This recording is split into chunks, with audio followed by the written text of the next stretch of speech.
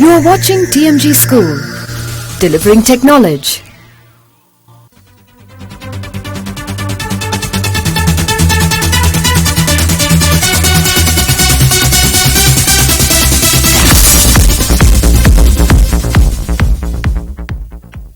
Hello, welcome to MCPRV Wings on TMG School.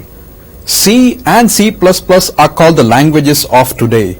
But do you know how the origin and development of the C language had begun? The C programming language was devised in the early 1970s as a system implementation language for the nascent Unix operating system. Derived from the typeless language BCPL, it evolved into a type structure. Created on a tiny machine as a tool to improve a meager programming environment, it has become one of the dominant languages of today. Well, let us join Professor C.K. Raju, head of the Computer Science Division of MCRP University, to know more about the C language.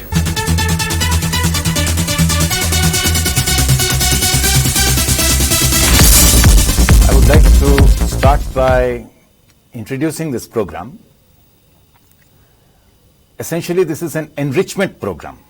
Enrichment as opposed to direct teaching.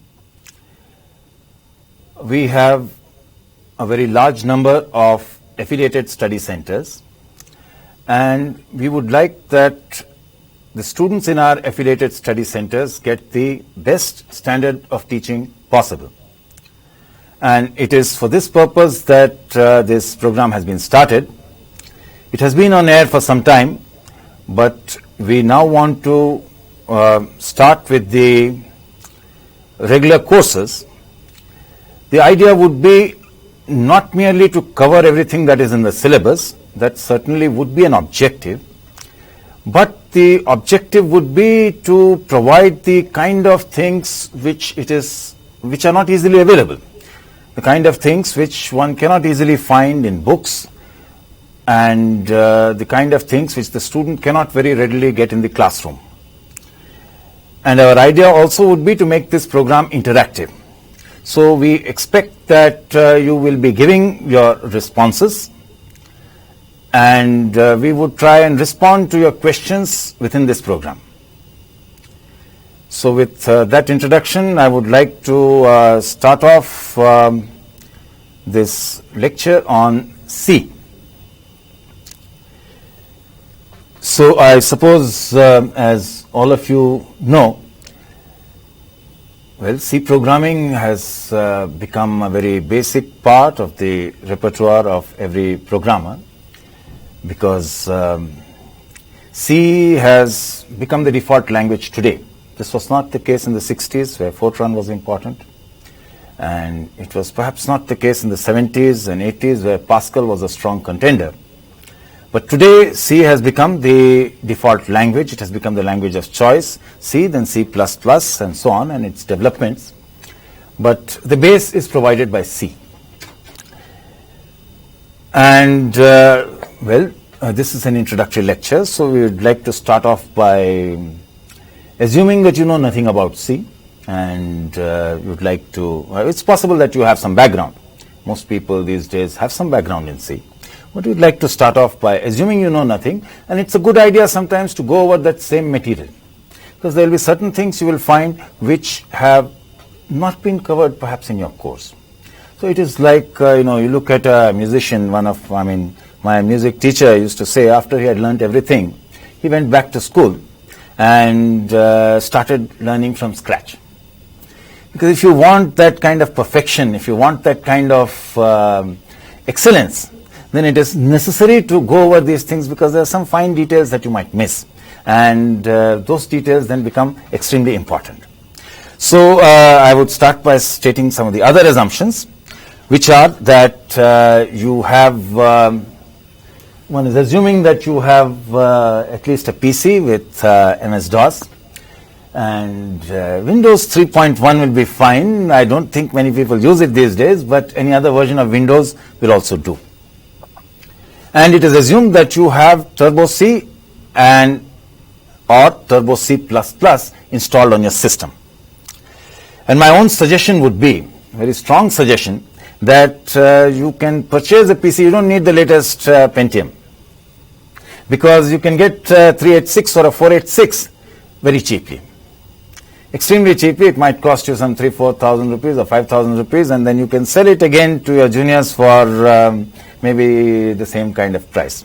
So it doesn't cost very much, about 500 rupees to get such a system, in effect. And that's if the objective is to learn programming. You don't need anything very much bigger than that. So you must seriously consider it. It is like getting a book, and it will give you a lot of practice if you sit with such a system and work on it. Now, there is one thing that I would like to highlight, which is that most of the books that you have got available to you don't take care of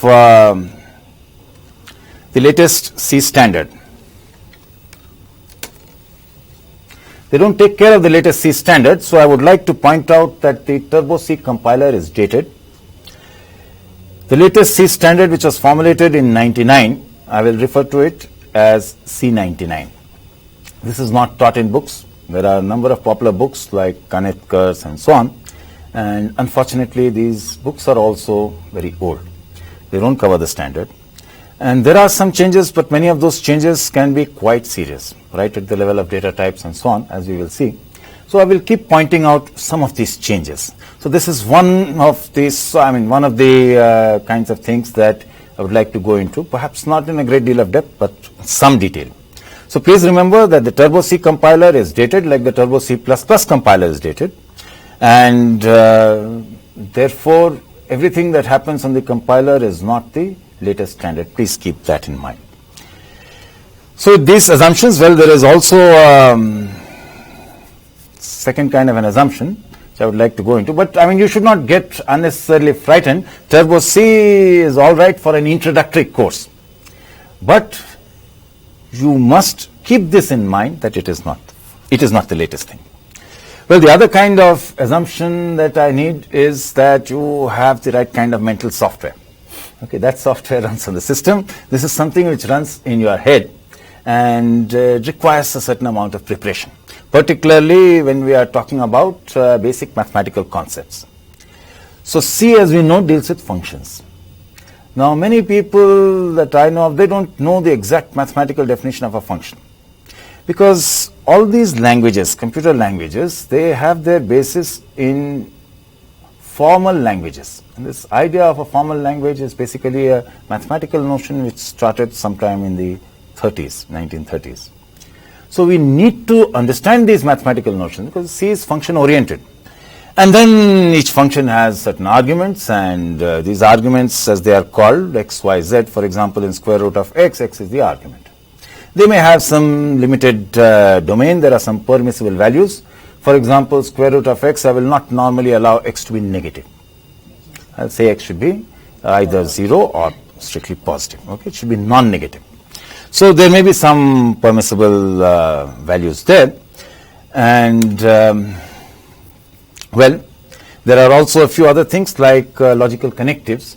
You must have seen these logical connectives. Perhaps you have come across them. If not, you need to go over them once again. What simple words, and, or, not, if. Simple words. But these words have a very specific kind of meaning. Or rather, in a sense, they are meaningless, but they are supposed to have a specific syntax. The syntax is extremely important.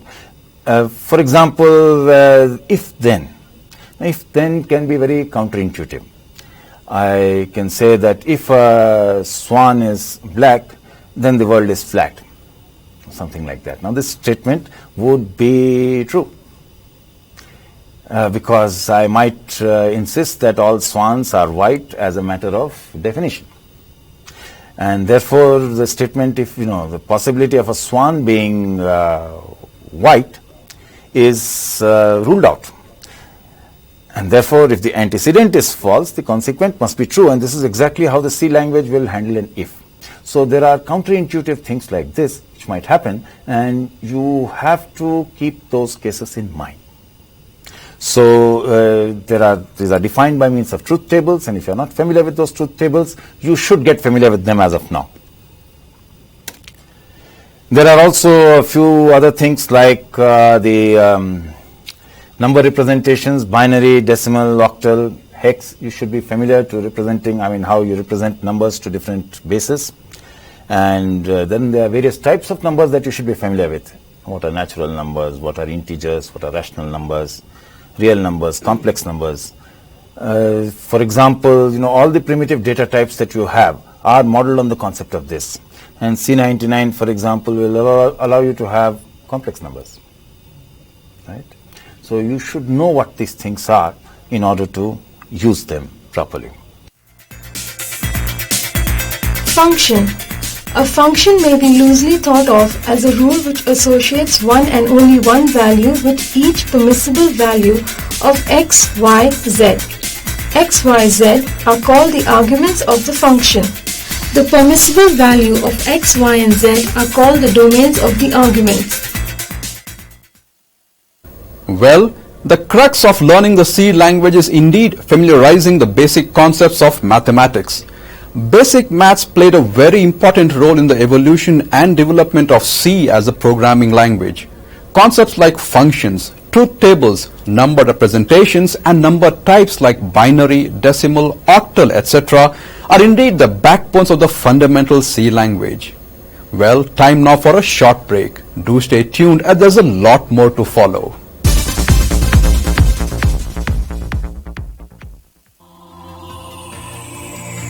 You are watching TMG School, delivering technology. There's one world and one way. Technology leads the way. Information is king. And you need to be tuned in. Get your finger on the pulse. With Indian IT Online, get insights into IT news, the IT scenario, the web, the IT calendar, newsmakers and the latest technologies. Log on to indianitonline.com, the Indian IT portal. You are watching TMG School, delivering technology.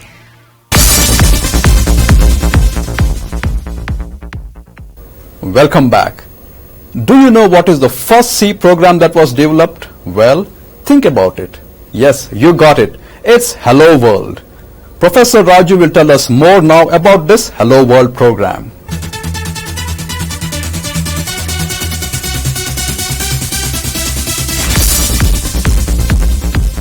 This is traditionally called the Hello World program because of a certain practice that was set up. And the basic idea is, and I cannot overemphasize this idea, that programming needs practice. You might think that you know this very simple program, very elementary program. True. But there's a lot of programming that needs to be done and needs to be done by practice. Most people don't actually do programming. They learn a few things here and there and they stop. If I were to ask you, what is the longest program that you would have written at the end of the course or maybe at the end of 2-3 years, then the typical kind of response that comes back, at least from the senior students, would be 200 lines, 100 lines, something like that. And that becomes a big problem. So you should keep doing, even if it is the most elementary sort of thing. So what this program does is a very simple thing. It instructs the computer to print a statement to the screen. Hello world. And using this program is in a sense a sort of test to ensure that everything is working. It looks absolutely trivial today, but in many situations where there are experimental compilers, in CDAC, when we were trying out some of these newer chips, like the i860 chip, there was a new chip that had been built up. There were compilers that were built for it that used to have problems. They were illiterate. If you asked them to read or write something, they would crash. So writing this program is a benchmark in a sense, makes sure that you are actually able to do the program properly. So as I said, we are using Turbo C. We could be using something else, but Turbo C is what I will assume. And this is an integrated development environment, as it is called, an IDE. And we go to the DOS shell and we simply type PC and start that up. And once you have started that up, we enter the following text. Well, the first time, there are many things in programming which are understood by hindsight. The first time you look at a program, there may be certain things which you don't fully comprehend. And there will be several things in this program which may not be clear, and which very often stay unclear for many people. For example, there is a statement called #include stdio.h. Now, maybe it is not clear what exactly this means, but the first time we simply copy.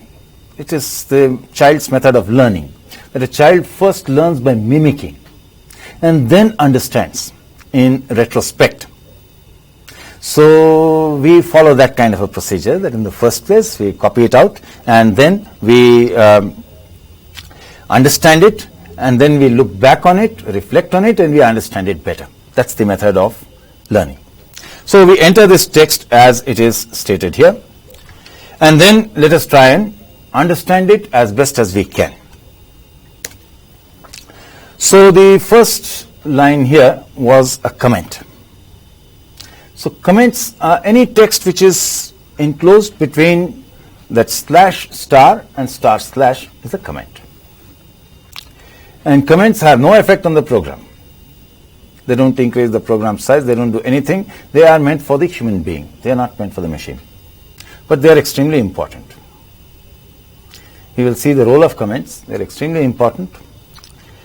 But so far as the machine is concerned, it doesn't need the comments, and so the compiler replaces all comments by a blank space. Therefore, a comment can be put in anywhere where a blank space can be put in. Well, the next thing is stdio.h, #include stdio.h. Now, that's a peculiar looking statement, and this statement we don't expect to understand right away. Simply copy it down, but we should understand a few things about it. What is this stdio.h? The std stands for standard. So standard IO. IO is input output, and we will learn about what a .h file is, what a preprocessor directive is in due course. The one thing that you need to know immediately is what those angular brackets are doing there. So those angular brackets mean that this file has to be, this stdio.h file has to be in the /include directory. If it is not there, if it is in the local directory, then you have to use a different syntax for it. For example, if it's in the local directory, you will not use angular brackets, you will simply use quotes. So this is the key thing that you need to know operationally. Exactly what this file is, at some stage it will be a good idea to open it and see it and to understand it, but we will need to come to that stage. At the moment, we only need to know this about it. Well, the third line of the program relates to the main function. So the main function is essential to a C program. Even the shortest C program has to have a main function. It is the entry point of the program. Program starts executing from there. It doesn't matter where the program is entered in the file. It could be entered at any point. The main function could be declared anywhere, defined anywhere. It could be entered at any point. But the actual execution of the program will commence from the main function. There is a peculiar convention about the main function in the C language. If you notice, there are two brackets after the main function. There are two brackets after the main function, and these brackets are empty. Now one wonders what that empty space means. So the C language has some peculiar conventions about this empty space. Extremely peculiar conventions. One would imagine that the empty space means there are no arguments. That's a possibility, but that's not the only possibility. What that blank space means is that the function takes no arguments, or it takes an indefinite number of arguments. So it's a peculiar way to indicate an indefinite number of arguments by putting an empty space there. But that empty space is important. It's a convention which is peculiar to C. It is not there in many other languages. But you must remember that just because it is blank, it doesn't mean it is nothing. So let's go on to the next line. There are a pair of braces, if you notice. Those curly brackets are called braces. So if you have had any kind of acquaintance with Pascal, it doesn't matter if you haven't had any acquaintance with Pascal, that opening curly brace is given a much more descriptive term in Pascal, which is begin. So much better, much easier for the human being to understand begin instead of just one little curly bracket. And the closing brace corresponds to the Pascal end statement. But the key thing for a C programmer, this is a very important aspect of the psychology of a C programmer, doesn't want to type that begin and end. So many characters to type. The curly bracket is just one character. So it illustrates a very subtle point about the psychology of C programming, that the C language was written by people who valued speed over intelligibility. If I say begin, it is so much more intelligible to a human being. But they did not really care about it. They said, who's going? They felt lazy about it. So it's an aspect of the programmer's psychology. And perhaps you need to remember that many things in C are similarly cryptic. That is why people perhaps prefer Pascal. But as I said, C has become the default language. And so this is what it should be taken to mean. The opening bracket means begin and the closing bracket means end. The curly one. Comments. Comments are text enclosed with /* and //. Comments have no effect on the program. The compiler replaces all the comments by blank spaces. Hence, comments are permitted whenever a blank space is permitted. Main function. The third line of the program declares the main function. Every C program must have main function. This is the entry point of the program. No matter where the function is declared, the program always starts executing the instructions from the main function.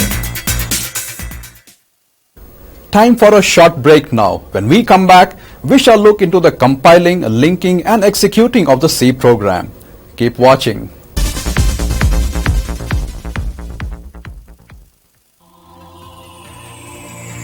You are watching TMG School, delivering technology.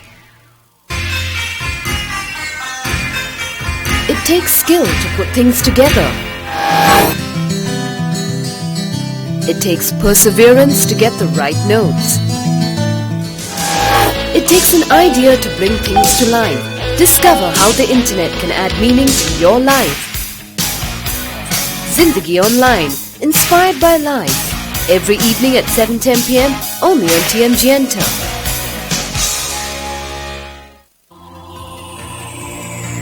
You are watching TMG School, delivering technology.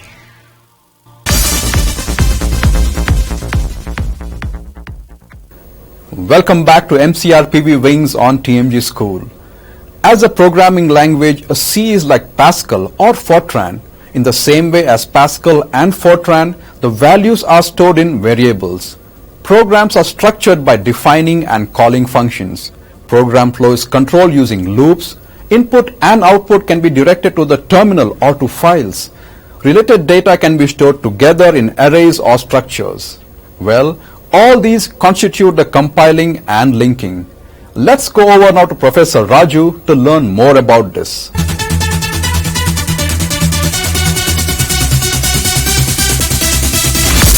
Now we need to compile it, we need to link it, and we need to execute it.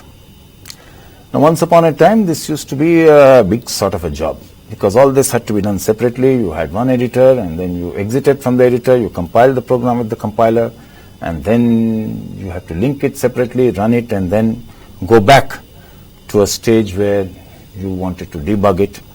But Turbo C is an IDE, an integrated development environment, so all this is done in a way which is completely transparent, so to say. A user doesn't really know about it, he doesn't want to know about it, he just enters the code, he runs it, and he does everything from within the environment. So this, really speaking, started the trend in such a way of programming. But even today, if you move on to newer architectures, and let us say if you were trying to do programming on a quantum computer, you won't get such IDEs. You'll have to go through this entire process all over again. So within the Turbo C IDE, you simply use the build or the make command. It will compile and link the program. And the run command will run it. And once you have run it, it will seem that nothing has happened. So it doesn't matter if nothing has happened. We can still take a look at the user screen using Alt F5, and the output should be hello world.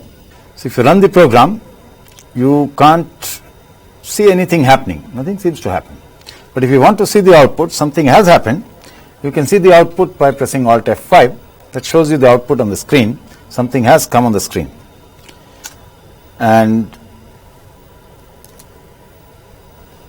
well, that's the same program that we have run, and I think you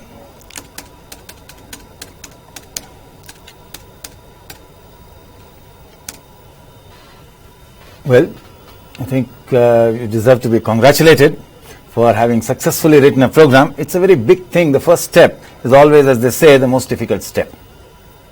And if you're able to do that, then writing the other C programs will not be very difficult. Writing other programs is not difficult. It is a sort of initial benchmark. It's an important benchmark. So once you're able to do that, it gives you a certain level of confidence. There is something more that you need to do. After you have written this program, after you have compiled it and run it, you need to clean up.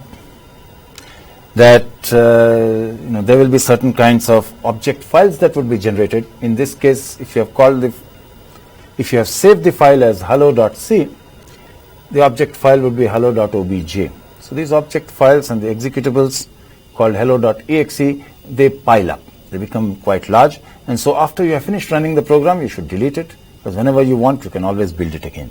It's an important discipline which needs to be maintained.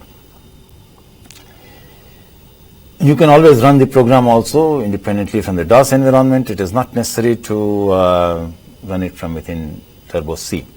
And it is very likely that people would use Turbo C++. Most of you would use Turbo C++ rather than Turbo C, because Turbo C is much older. And today what I find is most people use Turbo C++. And if you do that, you must remember that there are differences between C and C++, substantial differences, significant differences, and therefore you must save the file as hello.c and not as hello.cpp. This is important. Otherwise, many of the things that you do will not work.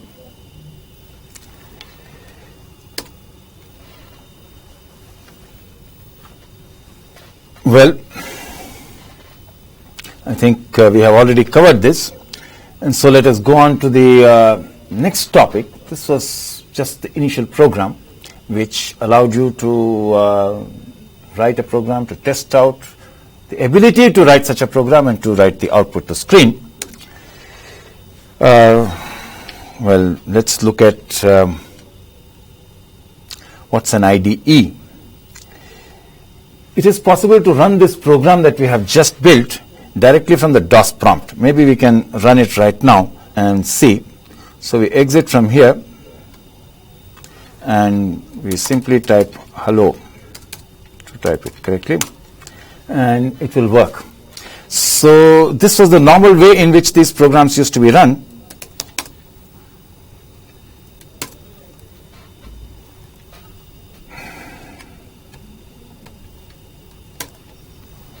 But as I mentioned, Turbo C is an IDE which allows you to do a large number of things, including linking, running, debugging, and so on. There are other IDEs. This is something which you should be aware of.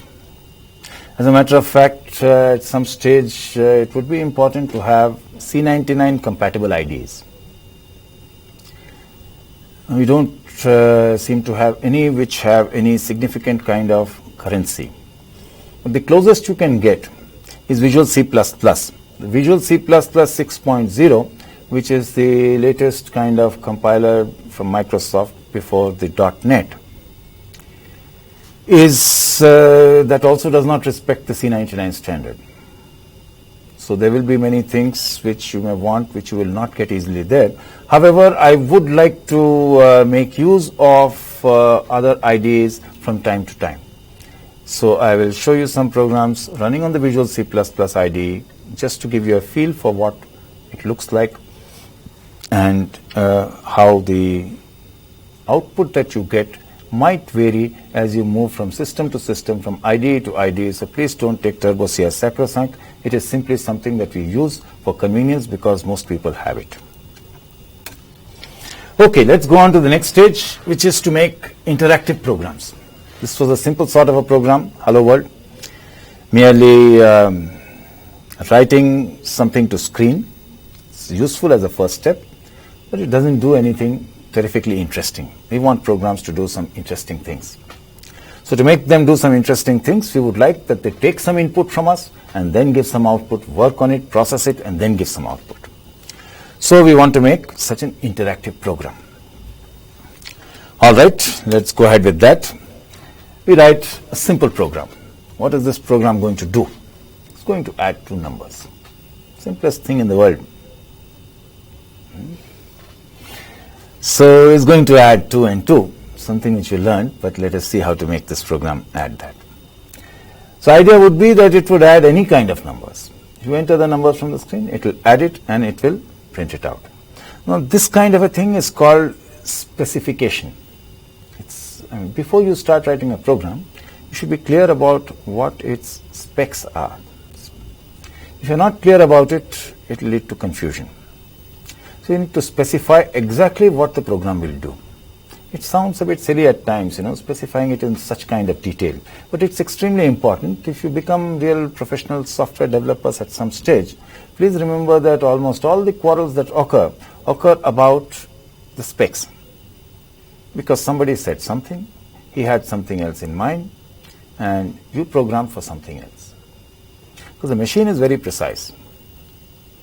So you need to be very careful about your specs, and even though this seems very trivial, you must get into the habit of writing it out as explicitly as possible. So this is an example of specs. What does the program do? It must read two integers from the keyboard. It must add them, and it must output the sum of these two integers to the screen. Those are the specs of the program. So now let us write such a program, an interactive program.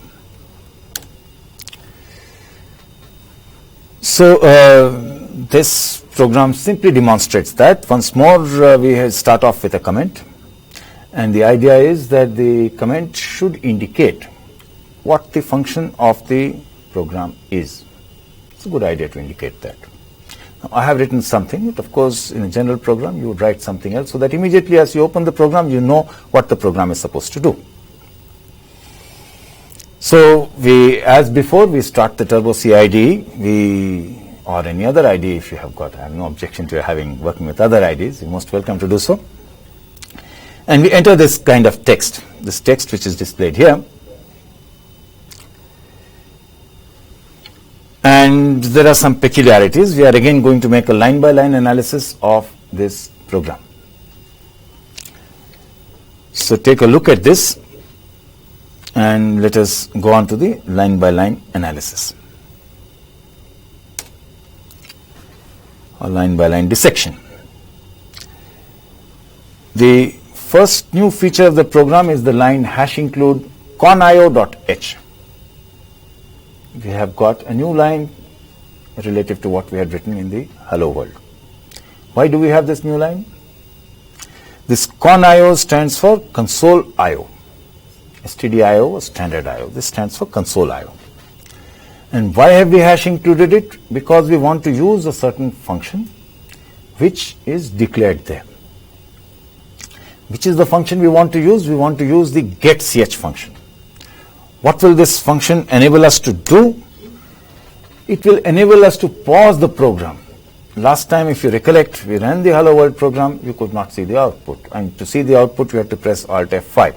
Now you want the program to stop, to display the result. You want to see the result, and then when you press a key, then it will exit. That is why we have included conio.h in order to be able to see the output. Then there is the first line of the program, first effective line of the program, which says int ABC. So this is called a declaration. Not a declaration in cricket. We haven't declared the team to be. It's a declaration. It declares some things about ABC. It says that they are symbols, they are names of variables of the integer data type. What is this integer data type? It is one of the fundamental data types of the C language. To start with, we think of it as some ordinary numbers, integers, as you have learnt them in school. But what is an integer? So far as the computer is concerned, or so far as the C language is concerned, an integer is 2 bytes.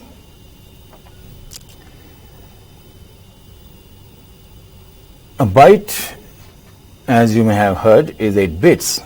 Now I would like to highlight that.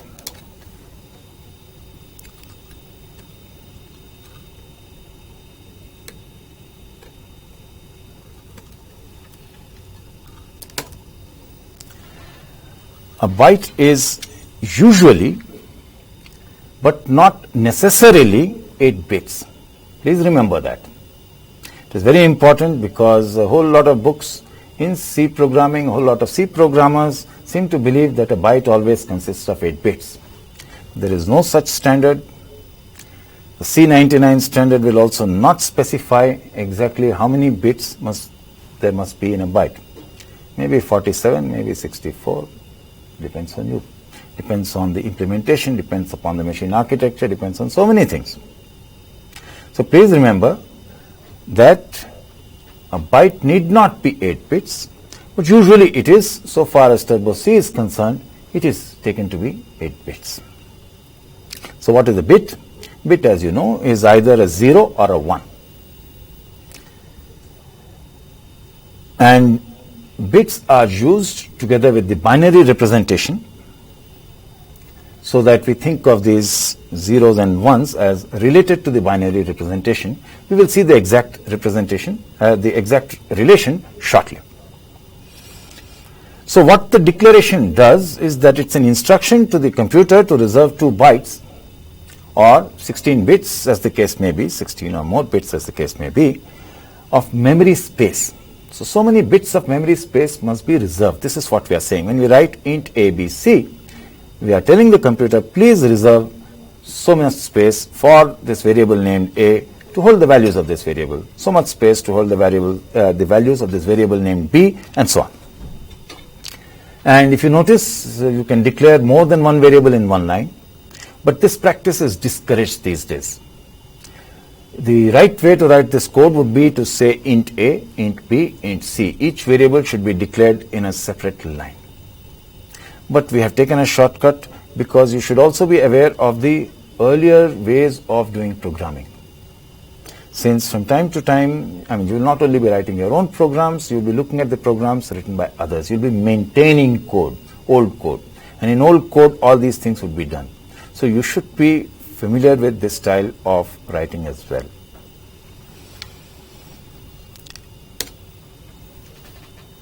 So the next new feature of the program is in this line scanf. So scanf, and then there is some quotation marks, %t and %a. So what does scanf do? Scanf will perform formatted input. So it is the counterpart of the function printf. Printf performs formatted output, scanf performs formatted input. And that percentage that you have got, that percentage symbol is a format specifier. It specifies in what format scanf expects input.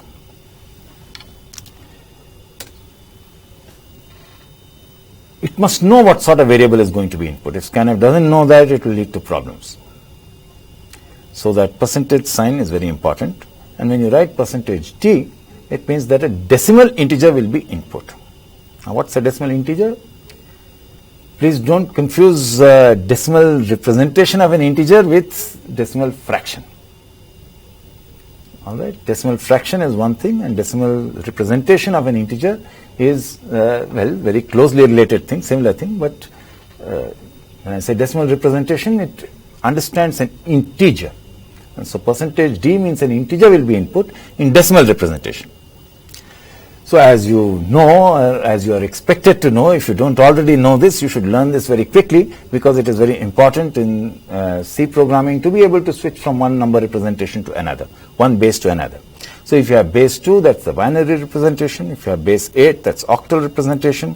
Base 10 is decimal representation, and base 16 is hex. So you should be familiar with these different bases.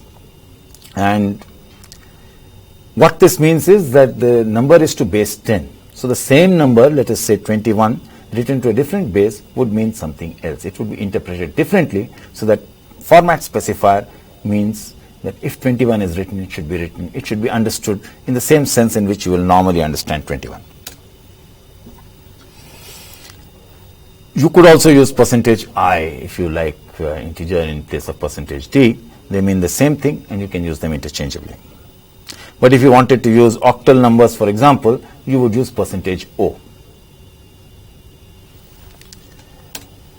Likewise, if you wanted to use hex numbers, there are situations where you will want to use hex numbers. A C programmer needs to know these situations. So you would use hex. In that case, you would use percentage X. So as you can see, with percentage D, 21 is interpreted as the usual number 21. With percentage O, 21 means 2 times 8 plus 1. With percentage D, it meant 2 times 10 plus 1, so 21. With percentage O, it means 2 times 8 plus 1, therefore it is interpreted as 17, decimal representation, 17. And with percentage X, it would be interpreted as 2 times 16 plus 1, therefore it would be interpreted as the number 33. So you have to specify, since the machine cannot read your mind, it does not know what you intend to put in. You may want to use hex, you may want to use this, and so you have to tell the machine this, that look, this number is to be interpreted in this fashion. And that is what that instruction does, that is what that format specifier does. What is an IDE? IDE is a programming that involves several of the following stages: keying in and editing the program using word processor, compiling, linking, running, and debugging. The Turbo C/C++ provides the IDE with a single software within which all the above functions can be performed. Occasionally, other popular IDEs such as Visual C++ are also referred. Compared to the other programming languages, C allows the most precise control of input and output. This can result in short, efficient programs where the programmer has made wise use of C's range of powerful operators. It also allows the programmer to produce programs which are impossible to understand. Let's take a short break here. Stay tuned for more to follow after that.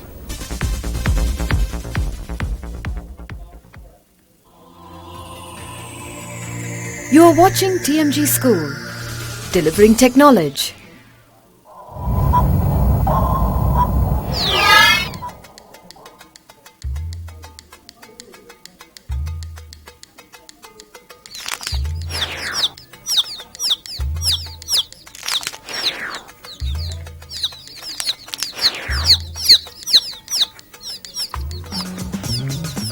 Catch your dream technology careers on Breakthrough every night at 8:35 p.m. and again at 10:35 p.m. only on TMG Enter.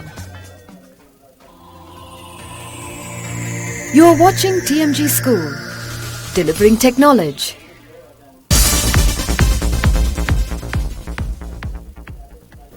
Welcome back. Let us now join Professor Raju in the classroom session to know about the basic program of adding two numbers.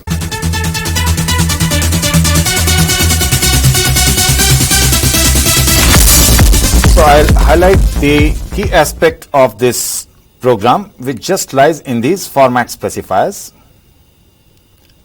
that percentage D the percentage O, and the percentage X. So I have highlighted those three things, and that is essentially what we are looking at. Three numbers are being read, and they are being read according to different format specifiers. And then we print them out in the usual way using a percentage D format. And what would happen if you enter 21? You will get three different results. Namely, with percentage D you would get 21 as the output, with percentage O you would get 17 as the output, and with percentage X you would get 33 as the output. So please write this program, run it, and see what happens. And in case you get a different output, then you let me know. I'll have to change a lot of things. Well, to go back to our earlier program, which we were examining, namely the basic program of adding two numbers. This program that we are looking at, adding two numbers, this scanf function uses an ampersand A. Now, what is this ampersand A? Is there is a little peculiarity that is associated with it.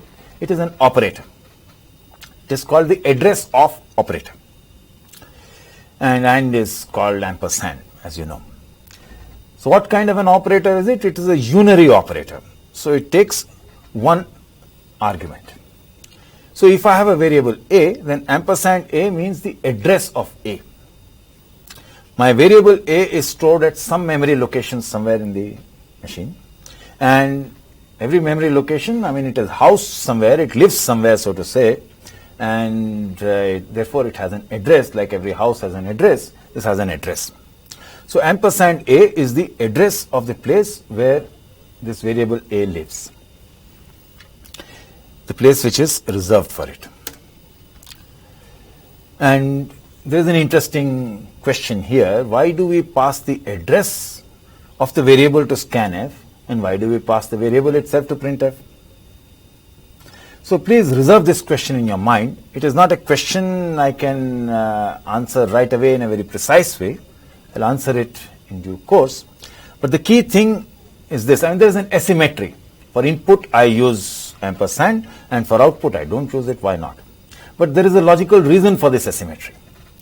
And the key reason is that scanf has to change the value of A, because initially there may be some value. After you enter something from the keyboard, the value has to change. Printf does not change the value. And the key point is that a function in C is not allowed to change the value of its argument. So if you want to change the value, then you have to adopt a slightly roundabout technique, which is where the ampersand comes in. And what exactly this roundabout technique is, we will do later when we study pointers and so on. At the moment, you have to recollect, I mean, you have to keep in mind that there is such an asymmetry. If you forget that, then that will lead to a lot of problems. It often happens with beginning programmers that you tend to forget. You omit that ampersand. And if you omit the ampersand, what will happen? Please remember the maxim. When in doubt, write a program, toy program, test it out. So write a program which doesn't have that ampersand and see what the result is. So here is such a program. So all that we have done here is that when we have got scanf, we are not passing the address of A, but we are passing the variable A itself. It's a common kind of mistake. And this mistake leads to a lot of problems. And the basic danger is that you write the rest of the program assuming that you have entered A as 2 from the keyboard, and you write the rest of the program assuming that A has the value 2, when in fact it has some other value. And it's just a small slip, that ampersand. And it can ruin a perfectly good program, make things difficult to follow, make it difficult to understand where it's going wrong. Okay, so let's go back to our program of adding two numbers. Remember, we still haven't managed to add two numbers. We have taken a couple of excursions.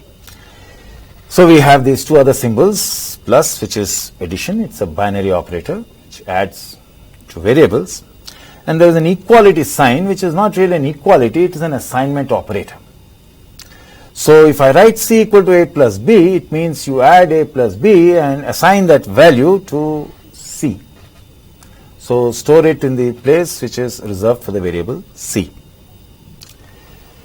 And of course, we have the usual arithmetic operations, addition, subtraction, multiplication and division, except that multiplication is denoted by a star and not by a dot or by omitting the thing. Finally, well, we have a percentage %d in printf, and this is a format specifier. The only strange thing about it is that it comes in between a string.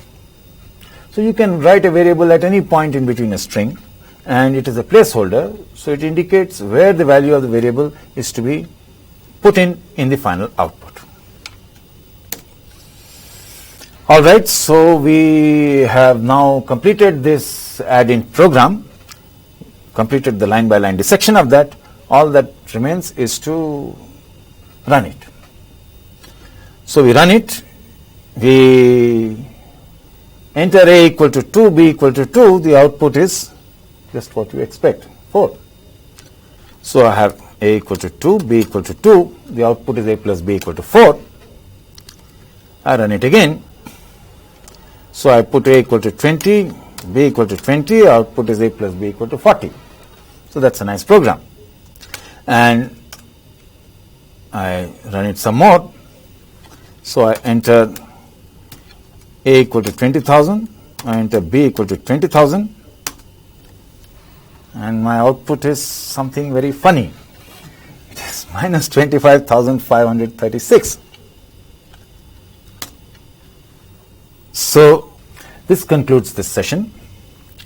What we have covered in this session is, first of all, how to write a simple hello world program, how to clean up the code after that. We have learnt something about format specifiers, various kinds of format specifiers, %x, %o, etc. We have learnt how to make the program interactive by adding two numbers which are entered from the keyboard, and we have learnt some new arithmetic, which is 20,000 plus 20,000 is equal to minus 25,536, and hopefully we will think about it and we will be able to find a solution to this arithmetic in the next episode.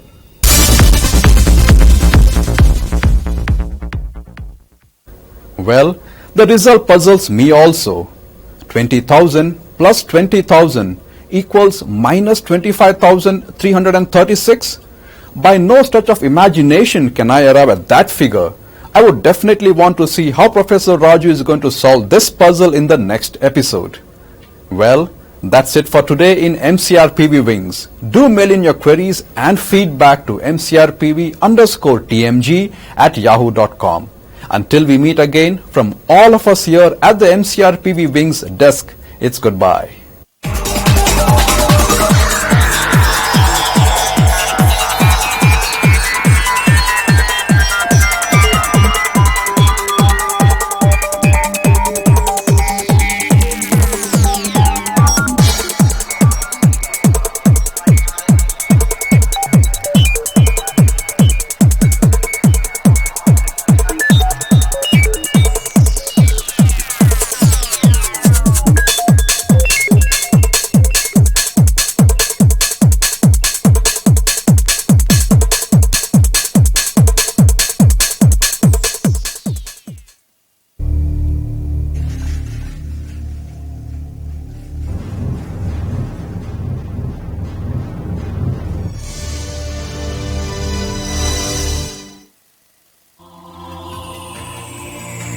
You are watching TMG School, delivering tech knowledge. IT news, views and analysis is TMG News. Watch TMG News every hour on the hour, only on TMG Enter. Coming up next. You are watching TMG School, delivering tech knowledge.